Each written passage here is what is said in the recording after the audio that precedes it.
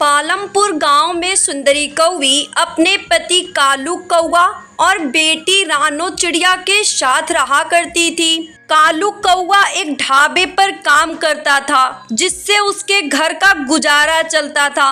एक रोज, तू आ गई मेरी बेटी, तू हाथ मुंह धो ले, मैं तेरे लिए खाना लगा देती हूँ। खाने में आज क्या बना है माँ?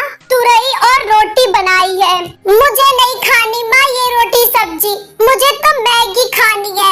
आज मेरी क्लास में टुनटुनी मैगी लाई थी, उसने मुझे भी एक चम्मच खाने को दी। पता है माँ, बहुत स्वादिष्ट मैगी थी। हमारे लिए भी मैगी बना दो ना माँ। मेरी बच्ची, जब तेरे बाबा की तनख्वाह मिलेगी तब मैं तुम्हारे लिए मैगी ले आऊंगी। नहीं माँ, मुझे आज ही मैगी खानी है। सुंदरी पैसे लेकर 2 पैकेट मैगी लाती है और उसे बनाकर रानो को खाने को देती है। उस दिन रानो खुशी खुशी मैगी खाती है। अगले दिन खेलते समय, तुझे पता है टुनटुनी, कल मेरी माँ ने भी मेरे लिए मैगी बनाई थी। तो क्या हुआ? तुमने तो एक दिन मैगी खाई होगी, मैं तो रोज मैगी खाती हूँ। मेरी मम्मी मेरे लिए हर रोज तरह तरह की मैगी बना कर देती है। कभी चीज, कभी मिक्स वेजिटेबल मैगी, तो कभी एग मैगी।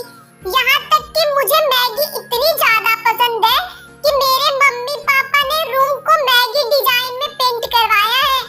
और तो और वो इस बार मेरे लिए मैगी डिश भी बनवाए हैं। रानो का मैगी के लिए दीवानापन और भी ज्यादा बढ़ जाता है।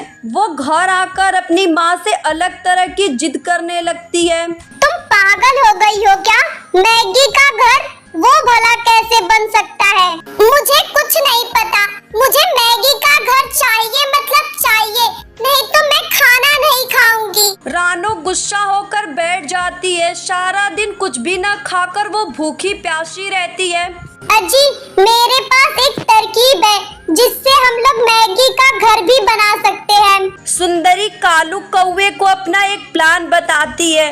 उसके बाद कालू कौवा जंगल से मैगी के पैकेट उठाकर इकट्ठा करता है और सारे रैपर को उठाकर घर ले आता है।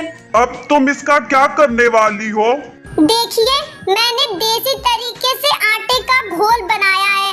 इसे हम दीवार पर चिपकाकर आटे का घोल बना देंगे और उस पर पन्नियों को चिपका देंगे। फिर वो दोनों आधी रात को घर की सारी दीवारों पर घोल लगाकर उस पे मैगी के खाली पैकेट चिपका देते हैं, जिससे उनका घर मैगी का घर बन जाता है। अगले दिन जब रानो सोकर उठती है तो मैगी का घर देखकर बहुत ही खुश होती है। अरे माँ, ये मैगी का घर तो कितना सुंदर है। अब तो हमारा घर मैगी का घर हो गया। इतना ही नहीं, ये लो, आज मैंने तुम्हारे लिए नाश्ते में मैगी बनाई है। रानो बहुत ही ज्यादा खुश होती है और मैगी के घर में बैठकर चुपचाप मैगी खाती है। कुछ दिन ऐसे ही बीतता है। रानो हर तरफ मैगी देख देख कर और खाकर बोर हो जाती है। ऐसे ही एक दिन, अच्छा दोस्तों, वैसे आज टुनटुनी क्यों नहीं आई? तुम नहीं जानती क्या? टुनटुनी तो हॉस्पिटल में एडमिट है। कल तो उसका ऑपरेशन भी है।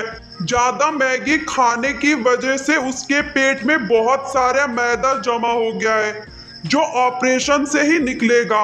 ये बात सुनकर रानो बहुत ही घबरा जाती है और वो घर आकर अपनी माँ को सारी बात बताती है।